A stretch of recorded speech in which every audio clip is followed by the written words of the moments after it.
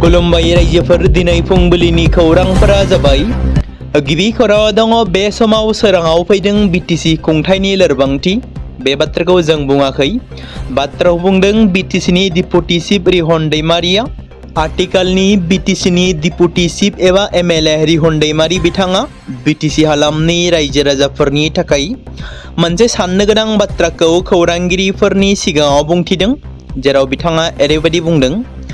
बिबान मोनदोंब्लाबो दासिम खामानि मावनो हायाखै बिटिसि खुंथाया आसामनिफ्राय मोननांगौ रांखौ दिनैसिमबो जेबो मोनाखै जायखिजाया मुवा बेसादखौनो लुबैब्लानो मोना मन्त्रि बिबान मोनाब्लाबो जेबो फाजानाय गैया दावराव देख्रेब बनजित मन्जिल बसुमतारी बिथांमोना आलादा बडलेण्ड दाबिनो नागिरनाय आफादजों बिपिएफआ जेबो सोमोन्दो गैया बेफोर बाथ्राफोरखौ बुंदों रिहन दैमारिया बेराफारसेथिं दासिम बिटिसि खुंथाया रां मोननो हायैखौ लानानै बिटिसि खुंथायनि लोरबांथि ना आसाम सोरखारनि बिमा बथुलजों नोजोरजों नायनाय बेखौ रायजो राजाफोरा मा फोरमायगोन बिजेपिनि गेजेरनिफ्रायनो एमएलए बिश्वजित दैमारि आरो रमाकान्त देउरिनि हेंथायै फाव फान्दायदों नामा मन्त्रि राननायनि सिगां हरखाब आसाम आयेन आफादनि जाख्ल'नाय आरो ना फिनाय बिफाननि जाख्ल'नायनि बाथ्राखौ रायखांनायाव माबाफोर रहस्य दं नामा बिजेपि हान्जानि गोख्रों बर' दैदेनगिरि बिश्वजित दैमारि आरो तिवा हारिनि गोख्रों दैदेनगिरि रमाकान्त देउरिया बे बाराव मन्त्रिनि दाबिदारखाय बिथांमोननि हेंथायै हान्जानि गेजेरावनो फाव फान्दायबाय नामा बे सानै ट्राइबेल दैदेनगिरिनो मन्त्रि होनो गोसो दंना गैया बेखौ उननि समासो फोरमायसिगोन दुलाराय बर' फरायसा आफादनि मानिनां बारग' बुंथिगिरि बड'फा गोजोरथियारि सोलायनाय मावथांखिनि आगुनि लिंथुमगिरि कोअर्डिनेटर चिरां जिल्ला आरो बिजनी दख'रा दुलाराय बर' फरायसा आफादनि आगुनि मानिनां आफादगिरि सासे गोख्रों आरो बोगदाद दैदेनगिरि पनिन बर' बिथाङा गोब्राब बेरामजों जुजिनानै लवार आसाम देहा फाहामसालियाव फाहामथाय लाबाय थानाय समावनो मैया फुंबिलिनि 7 रिंगायाव जोबथाहांबोदोंमोन बिथांनि अबथिरा रुंसारि जानाय खौरांखौ मिथिनानै दुलाराय बर' फरायसा आफादा गोथौयै दुखु मोननाय फोरमायनायजों लोगोसे नखरनि साफ्रोमबो सोद्रोमा आरो बाय बाहागिफोरनिसिम दुखुनि बाहागो लाफा हरनानै रुंसारि बिथांनि गोजोन जिउमानि थाखाय आनान गसाइनिसिम आरज गाबहरबाय रुंसारि बिथांखौ जोबथा बिदाय होनाय बुब्लियाव एबसु एबा दुलाराय बर' फरायसा आफादनि आफादगिरि खोरोमदाव औवारी आरो बिथांजों लोगोसे मानगोनां गाहाय नेहाथारि कनिन्द्र बसुमतारी बिथांमोना बाहागो लायो दुलाराय बर' फरायसा आफादनि गुवार फोथाराव आरो बर' हारियाव होलांनाय बिथांनि गेदेर बिहोमाखौ दुलाराय बर' फरायसा आफादा अराय सिबिगोन आरो मान बावगोन रुंसारिनि गोजोन जिउमानि थाखाय फिन गसाइनियाव आरज गाबहरबाय पर्बतजरा महकुमानि बग्रिबारि पुलिसा साब्रै दायनिगिरि दंफां सिखावफोरखौ खादों पर्बतजरानि जंगिर किल्लानि सिङाव थानाय सतागुरि आरो कारकारि ओनसोलाव मोनसे स्पेशल अपारेशननि गेजेरजों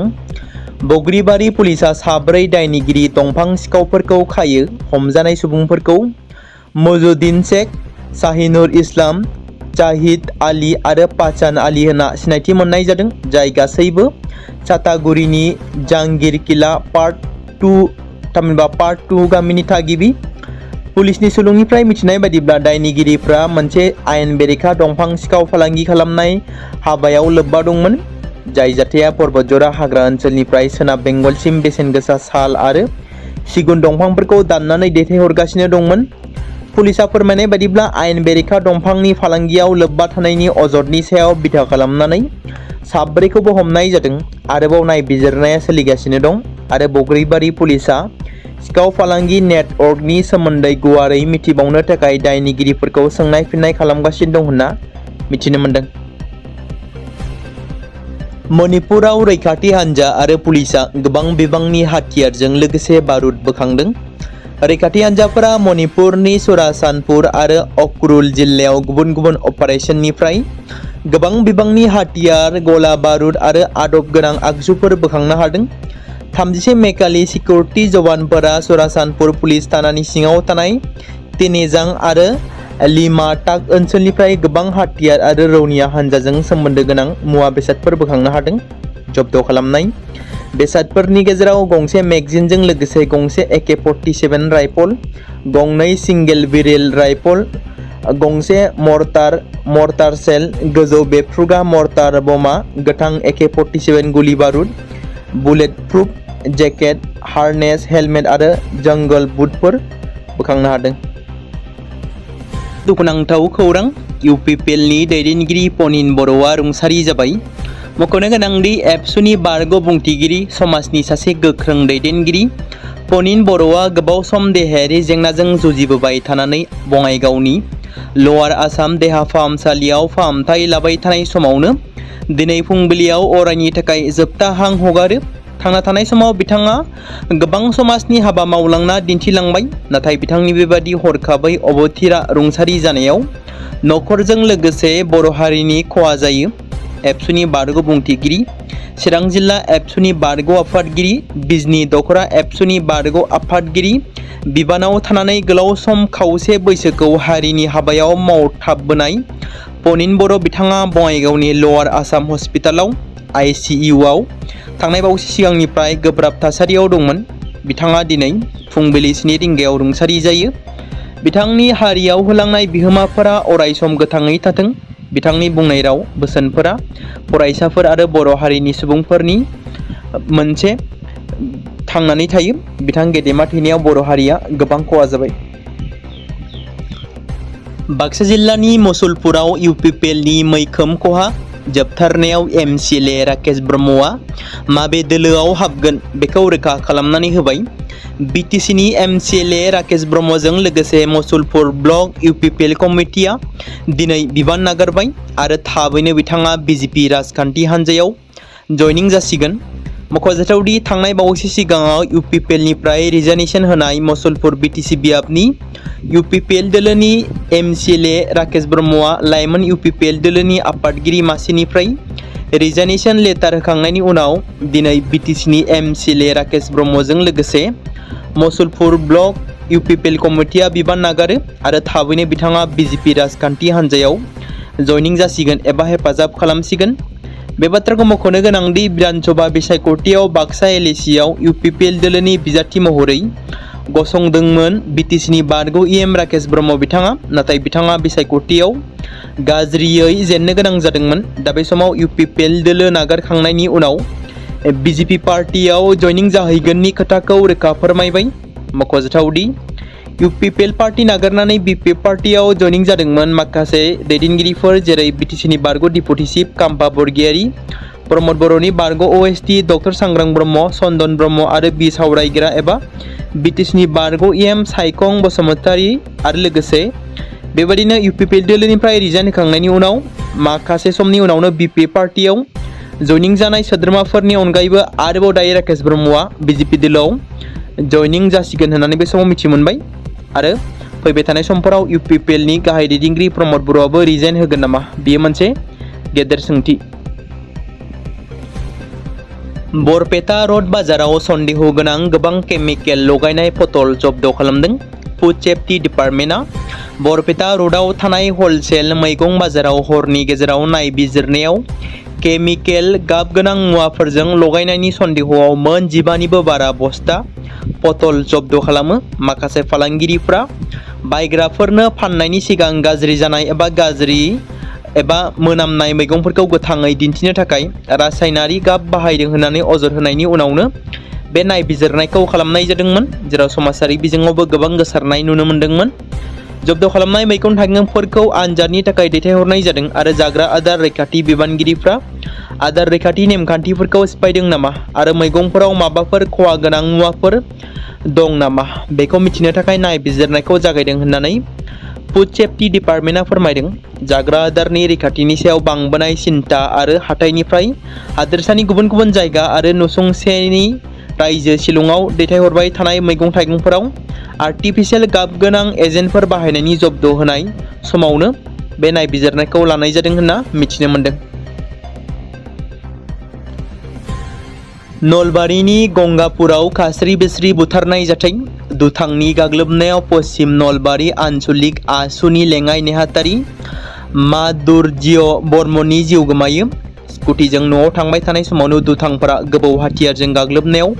बे दुखुनांथाव जाथाया जादोंमोन। बे जाथायाव माधुर्य बर्मननि बिनानाव सोमोन्दोनि मृदु मुद्रा देखा मुंनि सासे सिख्लायाबो गोब्राबै जोखोम जायो। गाग्लोबग्रा दुथांफोरखौ रज आली आरो आसिफ आली होनना मिथिनो मोननाय जादों। पुलिसनि गिबि नायबिजिरनायाव मोजां मोननो नागिरनायखौ जखम जानाय सिख्लाया गनायैनि थाखायनो बे जाथाया जादों होनना सन्देह खालामनाय जादों।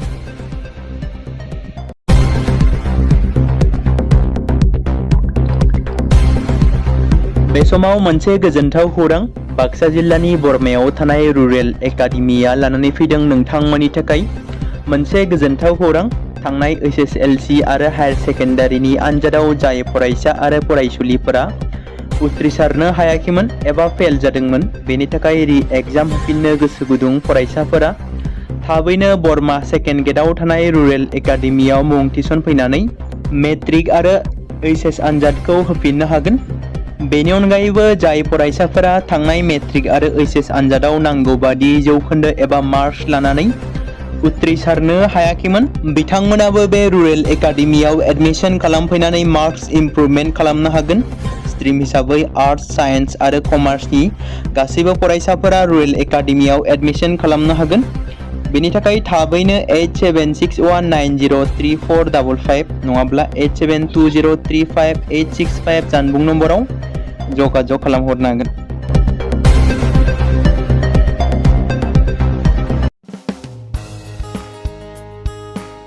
बे समाव मोनसे गोनां फोसावथाय बर' सावथुन नायनानै मोजां मोनग्रा गासै बर' रायजो राजाफोरनि गेजेराव लानानै फैदों मोनसे बर'नि OTT प्लेटफर्म गोनां, जाय प्लेटफर्मनि गेजेरजों नोंथांमोना बर'नि गोदान गोजाम सावथुनफोरखौ नुनो मोनगोन। थांनाय माखासे बोसोर सिगां बर'नि गेजेराव लानानै फैनाय निउबो एप बायदिनो फिन आरोबाव लानानै फैदों बर' रायजो राजाफोरनि थाखाय। बे बाथ्राखौ मख'नाया गोनांदि 2025 मायथाइनि जानुवारि दानाव ओंखारनाय आंगो स्ट्रिम मुंनि मोनसे OTT प्लेटफर्म गोनां निउबो एपनि गेजेरजों नोंथांमोना गोबांथार बर'नि सावथुनफोर जेरै ट्रेजेडी, रमान्टिक, एक्शन आरो कमेडीजों बुंफबनाय सावथुनफोरखौ नुनो मोनगोन।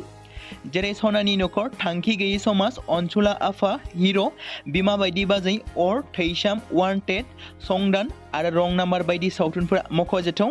बेफोर सावथुनफोरखौ नायनो थाखाय नोंथांमोना गिबियावनो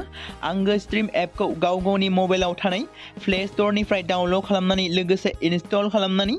गावनि मबाइल नाम्बारजों लगइन खालामनानै लाग्रोनांगोन। बेनि उनाव नोंथांमोना गोबांथार नुनो मोनै सावथुनफोरखौ गुगोल पे, फन पे आरो पेटिएमजों रं नाम्बार सावथुनखौ नायनो थाखाय 60 रां आरो संदान सावथुनखौ नायनो थाखाय 80 रां, वान्टेड सावथुनखौ नायनो थाखाय 60 रां, थैसाम सावथुनखौ नायनो थाखाय 60 रां, बेबायदिनो गोबांथार नुनो मोनै सावथुनफोरखौ नायनो थाखाय